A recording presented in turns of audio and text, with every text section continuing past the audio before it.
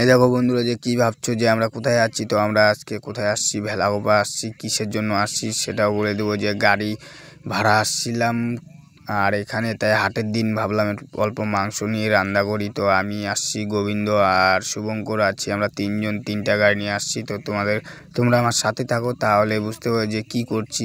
তো এখানে কিন্তু মাংস ঘাটাঘাটি করছি, কারণ ঘাটাঘাটি না করলে লেগে যাবে। তো আমরা এখন চলে আসলাম সেই গাড়ির এখানে, আর গাড়িতে রেডিএম মারতেছি, কারণ এখানে সিসাটা ফাঁকা ছিল, নিউ সিসা লাগানো হয়েছে। তো সিসাটা ফাঁকা ছিল, ওর কারণে রেডিএমওয়ালাকে দেখলাম, তাই ডাক দিয়ে লাগাচ্ছি রেডিএম। এখানে দেখতেই পাচ্ছ। আর কেমন হচ্ছে বন্ধু অবশ্যই কমেন্ট করে বলবে। আর দেখছো এখানে কিন্তু রেডিএম মারা হয়ে গেছে অলরেডি। আর আমরা এখন যাচ্ছি শুভঙ্করের গাড়ি ওখানে।